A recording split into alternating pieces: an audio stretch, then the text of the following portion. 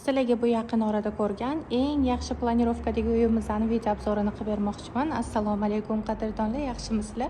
Bugungi uyimiz Mirzo Ulug'bek tumani, Centralnocharskiy, ya'ni Shukur Burxonov ko'chasida bo'lib o'tadi. Ko'rib turgan uyinglar 3,2 sotuv yer maydoniga ega bo'lgan, umumiy kvadraturasi 400 kvadraturani tashkil qiladigan 3 qavatdan, ya'ni ikkinchi, birinchi va -1, ya'ni podvalimizdan tashkil topgan uyimizni obzorini qilib beraman. Bu uyimizni oldi hovlisi, ya'ni asosiy kirish qismimizda. Uyimizni tashqarisida ham mashina uchun bemalol ikkita joy mavjud. Undan tashqari ko'rib turganingizdek, ichkarida bitta joy, mashina uchun shunaqa zelenoy zonalar qilib qo'yishgan. Bu yerda qo'l yuvish uchun joylar mavjud.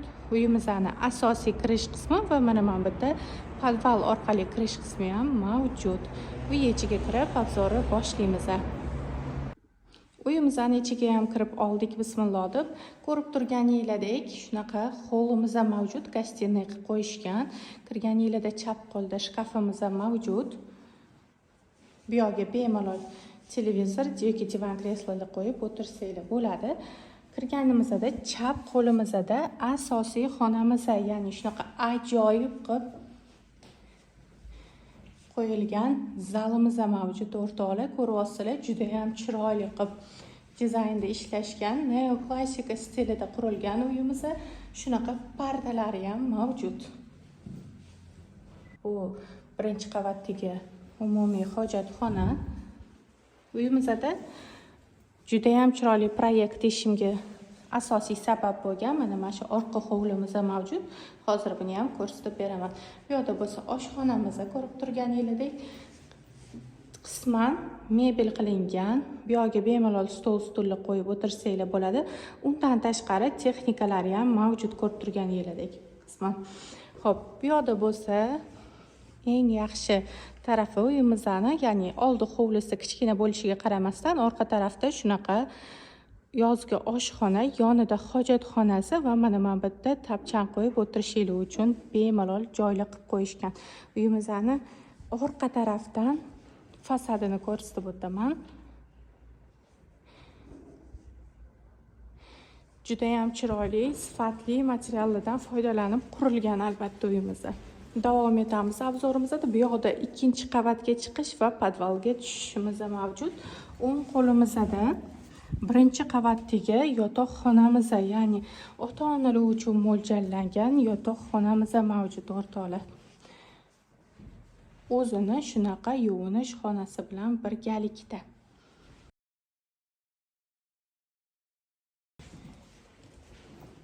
Ikkinchi qavatga chiqib obzorimizni davom etamiz. O'rtoqlar, ikkinchi qavatga ham chiqib oldik. Ikkinchi qavatimizda umumiy hisobda 4 ta yotoqxona va 3 ta yuvinish xonasi mavjud. Bulardan bittasi umumiy yuvinish xonasi hisoblanadi.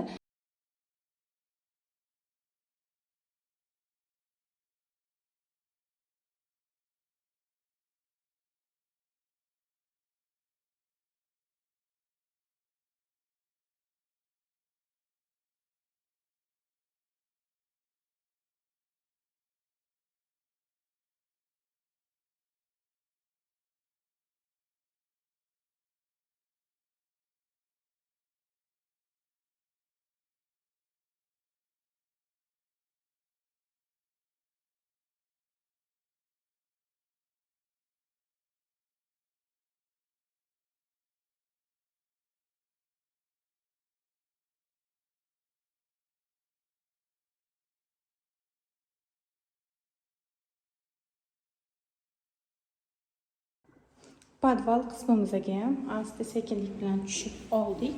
Tushganimizda o'ng qo'limizdan boshlasak, shundoq uyda basen bo'lmasa, menimcha uyat bo'lardi. Qarang, qanaqa chiroyli qilib planirovka o'ylashgan. Uyimizda hammomlar ham mavjud. Bu yerda ko'rib turganingizdek, shunaqa dushabaya, hojatxonasi alohida. Videoni boshida aytib o'tganimdek, uyimizga ikkita kirish mavjud dedim.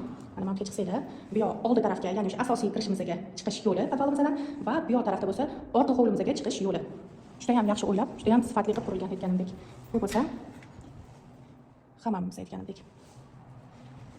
Va to'g'rida bittagina xona qilishgan. Bu xonani xohlasanglar namozxona qilsanglar ham bo'lar ekan, to'g'risi. Birinchi ko'rganimda nimagadir namozxona aqlimga keldi. Juda ham chiroyli qilib, fayzli qilib qo'yishibdi bu xonamizni ham.